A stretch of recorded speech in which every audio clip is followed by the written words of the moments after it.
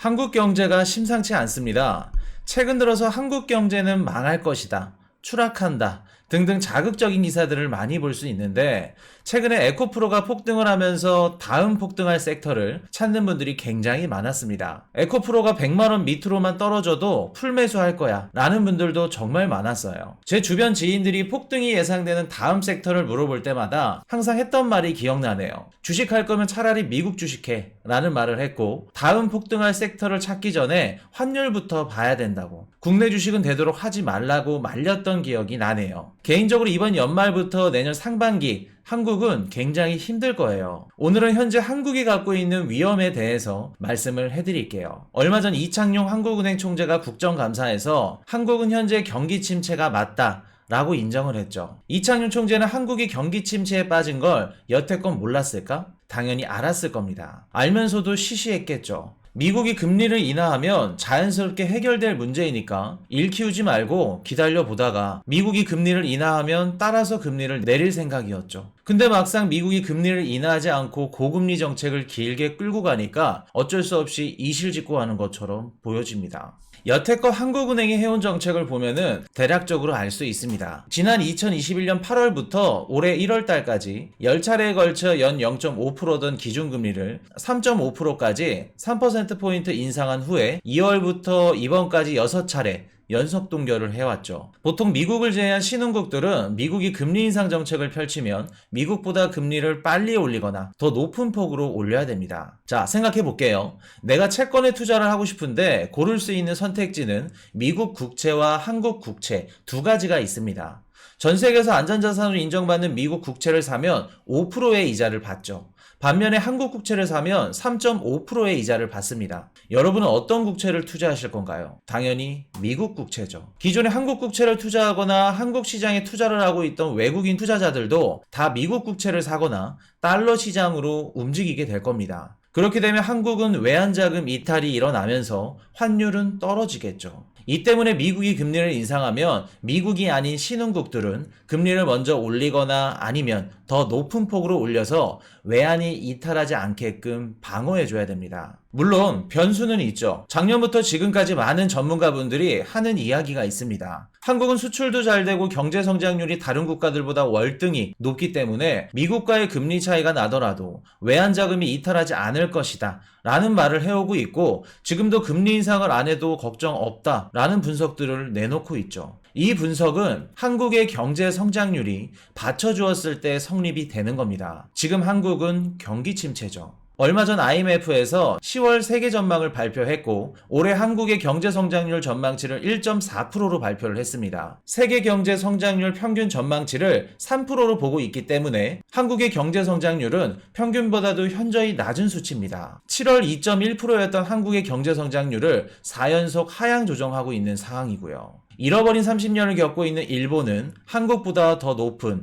2%로 전망을 하고 있고요. 한국은 최근 3분기 수출과 수입이 모두 늘면서 3분기는 불황형 흑자에서 벗어났지만 미국과 중국의 규제로 인해 반도체 시장이 영향을 받고 있고, 중동전쟁으로 인한 지정학적 위기들이 에너지 가격을 받쳐주고 있기 때문에 4분기는 더욱더 힘들 겁니다. 중국의 경기 침체 역시 한국에게 큰 영향을 끼치고 있는데요. 2018년도 한국 최대 무역 흑자 상대국이었던 중국이 올해 들어서는 최대 무역 적자를 내는 국가로 뒤바뀐 상황이죠. 경제 성장률도 저조하고 수출도 힘든 상황이 지속되니까 원화 환율이 하락할 겁니다. 보통 한국 증시에 유입되는 외국인 투자자들이 어떤 방식으로 돈을 벌어가냐면, 보통 주가 차익을 통한 수익과 환차익, 이 두 가지를 가져갑니다. 반대로 원화 환율이 떨어지고 외국인들이 매수했던 주가까지 하락한다면 주가와 환율, 이 두 가지를 동시에 잃게 되죠. 즉, 한국의 환율이 계속해서 하락한다면 외국인 투자자들 역시 한국 증시에 남아있을 이유가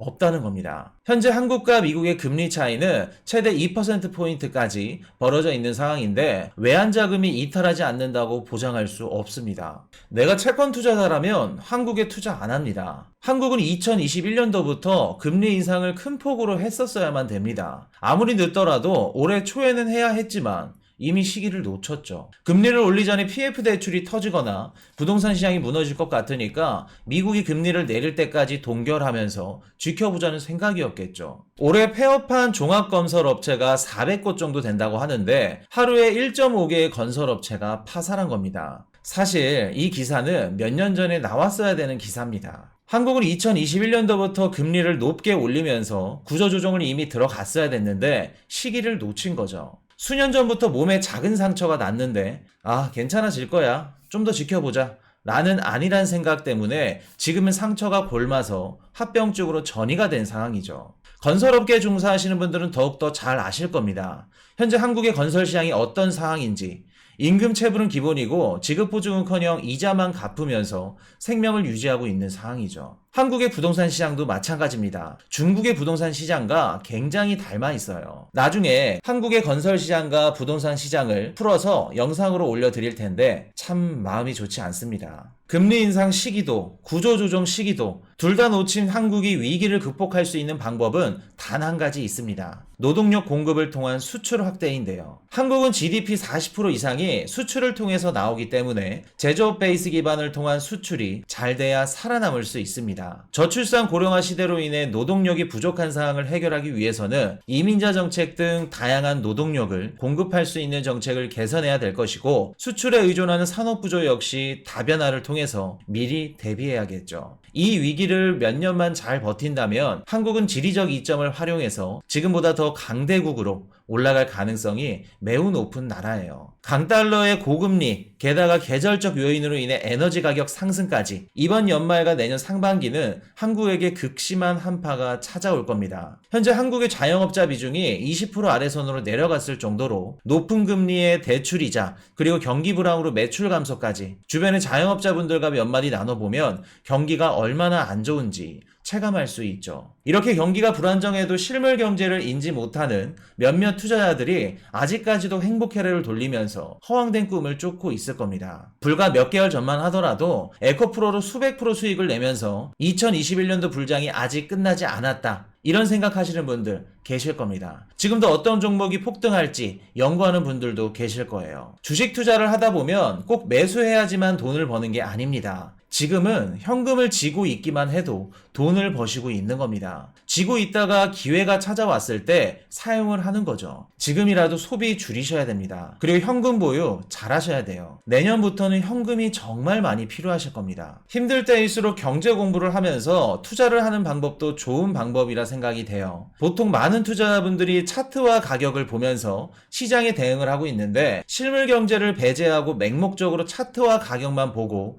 시장에 대응을 하는 건 3살짜리 어린아이가 바닷속 한가운데 빠진 거나 다름없습니다. 위험해요. 실물 경제는 멀리하면서 차트만 보고 주식 투자를 한다? 어불성설이죠. 돈이 어떻게 발행이 되는지, 환율은 어떻게 작동을 하고 지정학적 위기가 어떤 영향을 끼치는지 등등 실물 경제에 한 발자국 더 다가간다면 아마도 주식시장을 더 넓은 시선에서 볼 수 있을 거라 생각이 됩니다. 다음이 더 기대되는 좋은 정보로 찾아뵙겠습니다. 지금까지 머니톡톡이었습니다.